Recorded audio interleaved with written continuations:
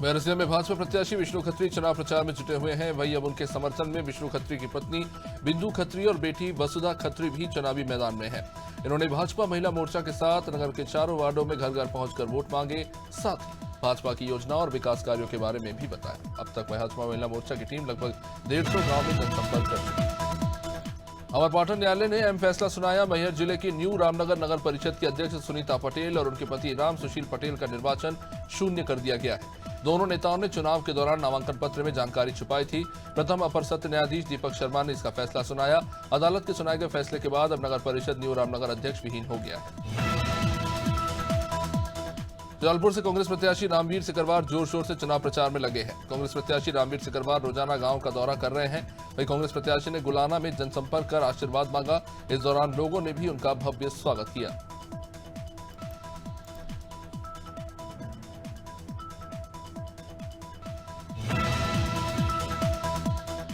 केंद्रीय मंत्री स्मृति ईरानी ने छिंदवाड़ा के चौरई में चुनावी जनसभा को संबोधित किया। इस दौरान कांग्रेस पर जमकर निशाना साधा। स्मृति ईरानी ने कहा कि जब सोनिया मैडम के हाथ में रिमोट था तब इन्होंने दस्तावेज दिलवा दिए कि राम का कोई अस्तित्व नहीं, राम सेतु जैसी कोई चीज नहीं, लेकिन अब मंदिर मंदिर घूम रहे हैं। कल अमेठी में भी चुनाव आएगा, वहां जाकर भी नमाज पढ़ लेंगे।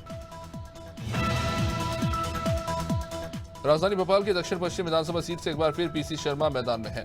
पीसी शर्मा लगातार क्षेत्र में रोड शो और चुनाव प्रचार कर रहे हैं।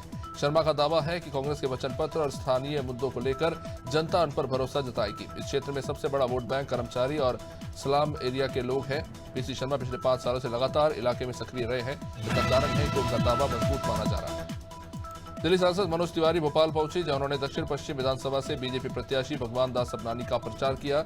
मनोज तिवारी ने कहा कि बीजेपी इस बार मध्य प्रदेश में पिछले बार से ज्यादा सीट जीतेगी। इस दौरान उन्होंने काफी सारी अपनी बातें कही।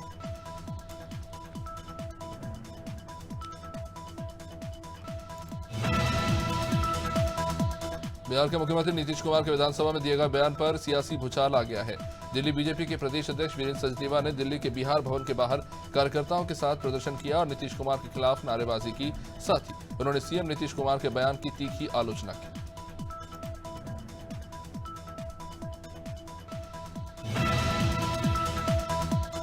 प्रियंका गांधी के इंदौर दौरे पर सीएम शिवराज ने निशाना साधा। उन्होंने कहा कि प्रियंका गांधी सबसे स्वच्छ शहर इंदौर में झूठ का कचरा फैलाने आ रही हैं, लेकिन इंदौरी भाई बहन कांग्रेस के झूठ का कचरा इंदौर में टिकने नहीं देंगे। सीएम ने कहा कि कांग्रेस कौरवों की पार्टी है, इसलिए स्वार्थ, धर्म, अधर्म, न्याय अन्याय की लड़ाई में पांडव जीतेंगे।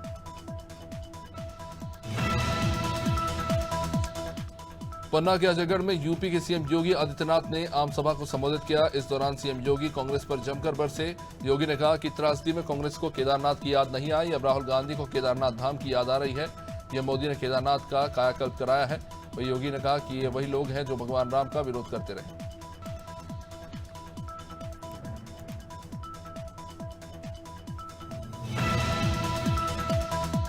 प्रधानमंत्री मोदी ने दमोह के इमलाई में चुनावी सभा को संबोधित करते हुए कहा कि एक बार फिर भाजपा सरकार, मुझ पर एमपी का आशीर्वाद, इसलिए भी भारत का गौरवगान संपन्न हुआ है। पीएम ने कहा कि अर्थव्यवस्था में हमने उस देश को पीछे छोड़ा जिसने 200 साल हम पर राज किया।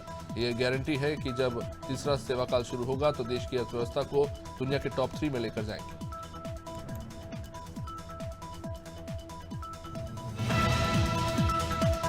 भोपाल में कांग्रेस का प्रतिनिधिमंडल निर्वाचन आयोग पहुंचा और सरकारी पैसे के ट्रांसफर की शिकायत की। इस दौरान महाधिवक्ता विजय गुप्ता, मीडिया विभाग के अध्यक्ष के मिश्रा सहित कई वकील और कांग्रेस पदाधिकारी मौजूद रहे। महाधिवक्ता विजय गुप्ता ने कहा कि सरकार ने जन अभियान परिषद के माध्यम से 7 करोड़ की राशि का वितरण किया है। अलग अलग जिलों में इंसेंटिव के नाम पर 50-50 हजार रुपए की राशि का हस्तांतरण किया जा रहा है। बागपत सांसद डॉक्टर सत्यपाल सिंह ने जीवाना गांव में हॉल्ट रेलवे स्टेशन का शिलान्यास और भूमि पूजन किया। जीवाना गांव दिल्ली शाहदरा टपरी रेलवे खंड पर स्थित है। पिछले कई सालों से इस रेल मार्ग पर जीवाना में हॉल्ट की मांग की जा रही थी। इसके बाद रेल मंत्रालय ने जीवाना में रेलवे हॉल्ट की मंजूरी दी। साथ ही इस कार्य के लिए 1 करोड़ 53 लाख रुपए की राशि भी आवंटित की।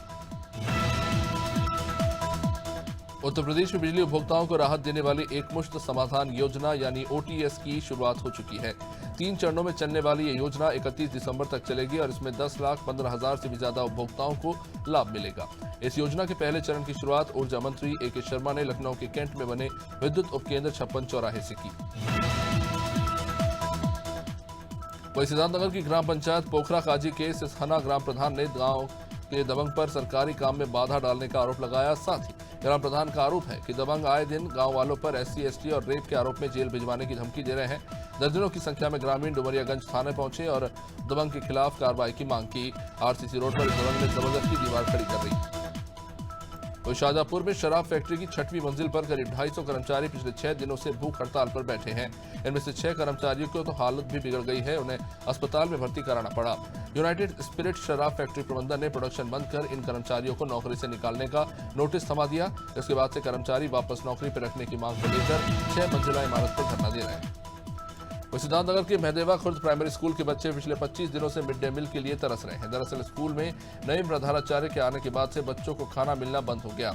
मिड डे मील नहीं मिलने के कारण बच्चे घर जाकर भोजन करने को मजबूर हैं। इतना ही नहीं, स्कूल में ना तो पानी की व्यवस्था है और ना ही सही से शौचालय बना है।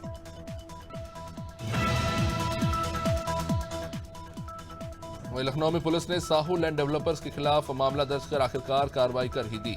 शिवपुरी के मजरा बाबा पुरबा में अवैध तरीके से विद्युतीकरण करने के लिए खंभे लगाए गए। इसकी शिकायत बीते दिनों उपखंड अधिकारी BKT अशोक कुमार मौर्य ने तो की थी, लेकिन बख्शी का तालाब पुलिस ने मामले में वो सिर्फ टाल मटोल करती रही। कार्रवाई नहीं हुई, आखिरकार केस दर्ज हुआ। हमीरपुर में एक युवक ने बेटे के बर्थडे पर पत्नी से भी नोकझोंक से परेशान होकर लाइसेंसी बंदूक से पैर में गोली मार ली। आनंद फानन में परिवार उसे इलाज के लिए सदर अस्पताल लेकर पहुंचा, जहां उसे कानपुर रेफर कर दिया गया, लेकिन ज्यादा खून बहने की वजह से उसकी मौत हो गई। इस घटना से परिवार में कोहराम मच गया है। बता दें कि मृतक लंबे समय से भाजपा का बूथ अध्यक्ष था।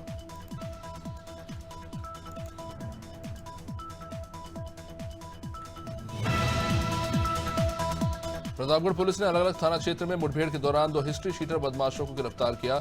मुठभेड़ में गोली लगने से घायल हुए दोनों बदमाशों का जिला मेडिकल कॉलेज में इलाज चल रहा है। मुठभेड़ में घायल मानधाता इलाके के बदमाश नौशाद के ऊपर लूट, हत्या जैसे कई 18 संगीन मामले दर्ज हैं, जबकि पट्टी इलाके के बदमाश सुंदर मंगता के खिलाफ गौकशी, लूट समेत कुल 5 संगीन मामले दर्ज हैं।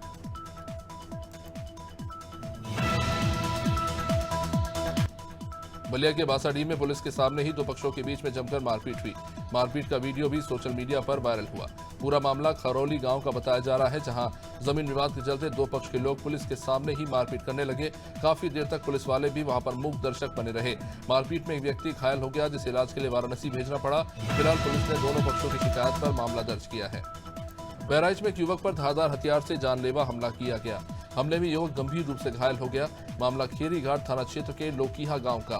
पुरानी रंजिश को लेकर युवक पर धारदार हथियार से हमला किया गया था, जिसमें युवक बुरी तरह जख्मी हो गया। उसे इलाज के लिए CHC शिवपुरी लेके जाया गया है। हरियाणा में पर्यटन गतिविधियों को बढ़ावा देने के लिए मुख्यमंत्री मनोहर लाल ने पिंजौर में हॉट एयर बलून सफारी का शुभारंभ किया।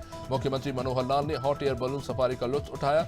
इस दौरान शिक्षा पर्यटन मंत्री केवल पाल गुर्जर और विधानसभा अध्यक्ष ज्ञान चंद गुप्ता भी मौजूद रहे। बता दें कि पिंजौर में हॉट एयर बलून सफारी की शुरुआत हो चुकी है, इससे पर्यटकों को भी आनंद आएगा। बांदा जिले में पहली बार गाय के गोबर के दिए जगमगाएंगे। साथ ही साथ महिला समूह की महिलाओं को आर्थिक मदद भी मिलेगी। इसकी पहल जिलाधिकारी दुर्गा शक्ति नागपाल ने की।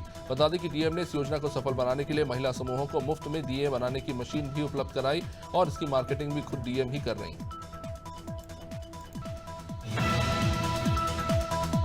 हरियाणा के मुख्यमंत्री मनोहर लाल से ग्रामीण सफाई कर्मचारी संघ और ग्रामीण चौकीदार संघ ने मुलाकात की। संघ के सदस्यों ने मासिक मानदेय बढ़ाने पर सीएम को मिठाई खिलाकर धन्यवाद दिया। बता दें कि महर्षि वाल्मीकि जयंती पर मुख्यमंत्री ने सफाई कर्मचारियों को दिवाली पर तोहफा दिया। हरियाणा ग्रामीण सफाई कर्मियों का 14,000 रुपए से 15,000 रुपए मासिक मानदेय बढ़ाया गया था। अम्बेडकर नगर में दिन दहाड़े चेन स्नैचिंग करने वाले बदमाश की पुलिस से मुठभेड़ हुई। इस मुठभेड़ में बदमाश घायल हो गया।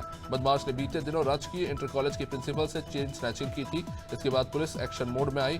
पुलिस ने बदमाश से मोटरसाइकिल, असला और कारतूस बरामद किया।